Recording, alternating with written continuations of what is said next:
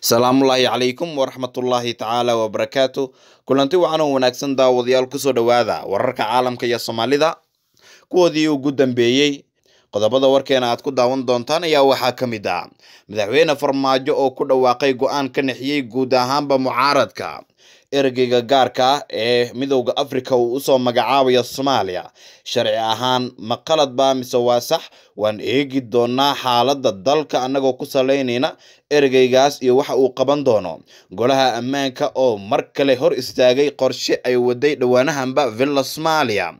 Wararkii ugu dambeeyey fariinta Midowga Yurub ee Soomaaliya kadib go'aankii Midowga Afrika oo weli dalka u muuqata in ay u bedelayso jiha kale oo siyaasadeed maadaama madaxweyne Farmaajo doorasho uu qaban waayey, iyo mucaaradka dowladda federaalka Soomaaliya oo aad u taageersan dhabar jibin siyaasadeed oo uu ku sameeyey gudoomiyaha Midowga Afrika madaxweyne Farmaajo. haddii ay tahay markii ugu horeysay aad na soo booqatay, nagu soo biir, subscribe, saar gambaleelka furo, like, share iyo qaybta commentiga in fikirkaaga aad inoogu reebto naga ilaabin. markastana waxaan kaaga mahadcelinaynaa sida dhiirigelinta aad inoogu samaynayso. waa maalinimo Sabti ah, taariikhduna ay ku beegan tahay 24 bisha Abriil sanadka 2021. waxaynu u gudagalaynaa qaybaha hore ee warkeena.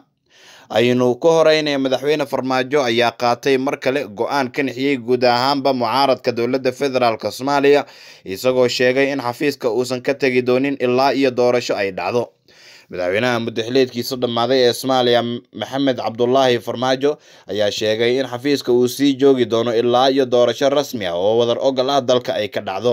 Farmaajo oo wareysi gaar ah siinayay wargeyska Buffalo News ee laga leeyahay dalka Mareykanka kana soo baxa magaaladii uu ka yimid ee uu kaga noolaa dalka Mareykanka ee New York ayaa yiri, weli waan joognaa markii uu muddaxileedkeenu dhammaaday bilo ka hor, sababtoo ah dalka ma hori karo firaaq dhanka xukunka ah, ayuu yiri. sidaa daraaddeed ilaa ay doorasho ka dhacdo xafiiska waan sii joogi doonaa, sababtoo ah kama tegi karo yaa hogaaminaya dalka haddii aan baxo, sababtoo ah waxaa loo baahan yahay dowlad sharci ah oo xafiiska la wareegta oo ku timaado doorasho, ayuu hadalkiisa kusii daray. Farmaajo ayaa wargeyska u sheegay in 2 sano ee uu kororsaday muddaxileedkiisu ay tahay isbedel nidaam doorasho, wuxuuna ku adkaystay in waqtigan dheeriga ah uu qaban karo doorashooyin ay shacabka doortaan wakiiladooda, inkastoo ay jirto in 4 sano ee xukunka hayay aanu u tallaabin dhinaca qorshahan oo uu ballan qaaday 4 sano ka hor.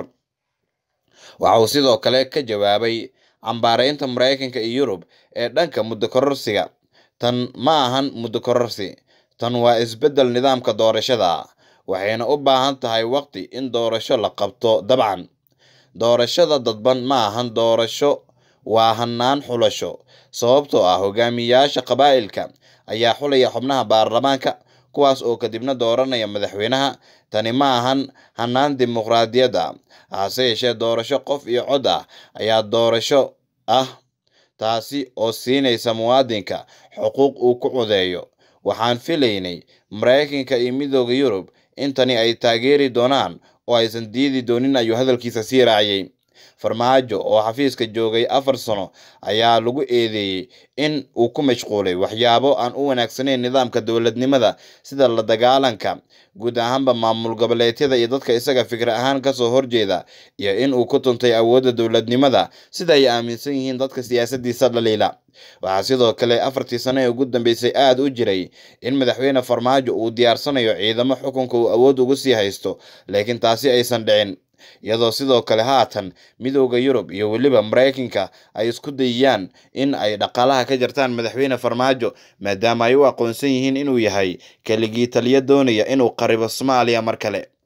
haddaba ergey ayay Midowga Afrika usoo magacaabayaan Soomaaliya, kaasi oo dood xooggan ay ka taagan tahay inuu sax yahay ee in kale. ururka Midowga Afrika ayaa la filayaa in dhowaan ergey cusub oo gaara usoo magacaabaan Soomaaliya si uu u dhexdhexaadiyo saamileyda siyaasadeed ee dalka, kadibna go'aan ka soo baxa golaha nabadda iyo ammaanka ururka uu si rasmi ah u dhaqangelinayo. ila wareegto diblomaasiyadeed ayaa warbaahinta u sheegay in ergeygan laga yaabo inuu noqdo madaxweynihii hore ee dalka Sierra Leone Enrique Pia Koroma, isagoo taageero ka helaya qaar ka mid ah dalalka galbeedka Afrika oo magacaabistiisa aad ugu ololeynaya sida Nigeria, Ghana, Sierra Leone iyo Senegal. Dalal u badan kuwa waqooyiga Afrika ayaa iyana u ololeynaya xoghaygii hore ee Jaamacadda Carabta Cumar Muuse, inkastoo ay u badan tahay in loolanka xilkan uu kaga adkaan karo ninka lagu magacaabo Enrasto Biya Koroma. Go'aanka Midowga Afrika ayaa yimid kadib markii madaxweyne Farmaajo uu ka codsaday madaxweynaha dalka DRC Congo ahna gudoomiyaha Midowga Afrika Felix Tshisekedi inuu dhexdhexaadiyo Soomaalidaasi yeeshee dadka siyaasadda falanqeeya ayaa sheegaya in Farmaajo uusan marnaba filayn qaraarka adkaa ee Midowga Afrika ay ka qaateen muddo kororsiga uu samaystay. Wargeyska African Intelligence ayaa qoray in Kenya oo ay xiisad kala dhexeyso Farmaajo ay kaalin weyn ku lahayd in Felix Antoine Tshisekedi uu ku guuleysto xilka gudoomiyaha Midowga Afrika, iyada oo Uhuru Kenyatta uu isku dayay in uu qaato go'aan kasta oo Felix uu ku carqaladeyn karo rabitaanka madaxweyne Farmaajo. Uhuru ayaa kadib waxa uu tagay magaalada Kinshasa ee caasimadda DRC Congo, halkaas oo soo dhaweyn aan caadi ahayn loogu sameeyay kana duwantii loo sameeyay madaxweyne Farmaajo. Dowladda Soomaaliya ayaa qaraarka ka hor ka digtay Kenya iyo Djibouti in faragelin ay ku hayaan go'aanada golaha nabadda iyo ammaanka ee Midowga Afrika, taasi oo dad badan ay u fasirteen in qaraarkan ay sii dareentay soo socoshadiisa. Ergeyga cusub ee Midowga Afrika ayaa waxaa suuragal ah inuu horseedo in Farmaajo xilka uu isaga tago, maxaa yeelay Midowga Afrika dhabar jibin siyaasadeed ayay ku sameeyeen madaxweyne Farmaajo oo isku dayay in gacan uu ka helo, isla markaana wadahadalada Ethiopia, Eritrea iyo Kenya oo madaxweyne Farmaajo la furi karo ay noqon karaan kuwa xadidan. Gaar ahaan wuxuu doonayay madaxweyne Farmaajo sida dad xog ogaal ay sheegeen in lala hadalsiiyo dhinaca Kenya, wax walbaana la ogolaan doono oo Kenya culeyska uu ka qaadi doono. Haddii Kenya culeyska uu ka qaado oo xiriirka caadi lagu soo celiyo, Kenya ay ka qayb qaadan doonto sii joogitaanka madaxweyne Farmaajo. Laakiin Kenyaanku ma jecla madaxweyne Farmaajo oo waxay u arkaan in soo istaag ballaaran uu ku sameeyay danahooda dhaqaale iyo kuwa siyaasadeed ee ay ka leeyihiin Soomaaliya. 4 sano ee ugu dambeysay, Kenyana waxay ka mid tahay dalalka haatan sida weyn ugu ololeynaya in madaxweyne Farmaajo maalin kalena xafiiska uusan sii joogin. Golaha ammaanka ee qaramada midoobay mar kale ay war cusub ka soo saareen xaaladda cakiran ee dagaalka ku dhow ee Soomaaliya iyo weliba sida ay wax ku socdaan.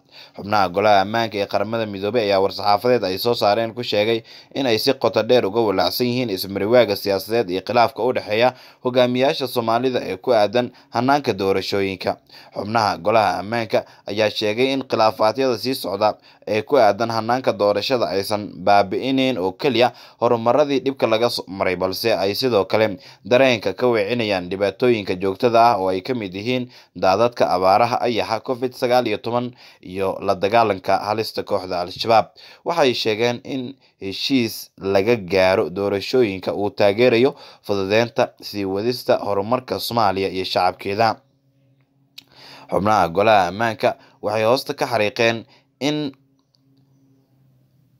heshiis la gaaro uu muhiim u yahay hanaan kasta oo doorasho in si guul leh loo fuliyo.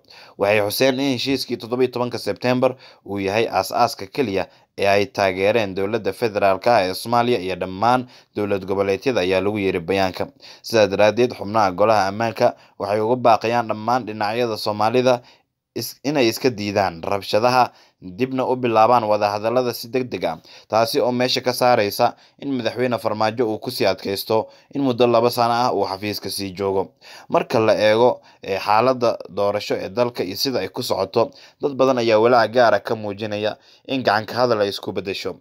Laakiin taageerayaasha dowladda ayaa waxay si weyn uga niyad jabeen dhabarjab siyaasadeed oo ay kala kulmeen dowladda dhinaca Midowga Afrika oo madaxweyne Farmaajo uu isku dayay, maadaama gudoomiyaha Midowga Afrika gurigiisa uu ugu tagay in wax walba ay hagaagi doonaan sida isaga uu doonana loo sameyn doono.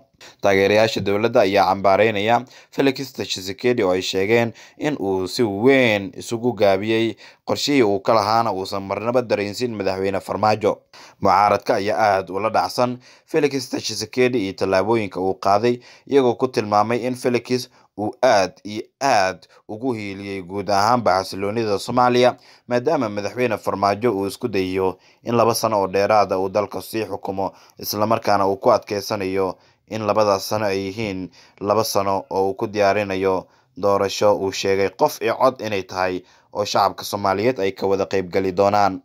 guud ahaan waa naga intaa wararka caalamka iyo Soomaalida kuwoodii ugu dambeeyay muuqaalkan haddii aad dhameysatay la sii wadaaga asxaabtaada kale mahadsanid.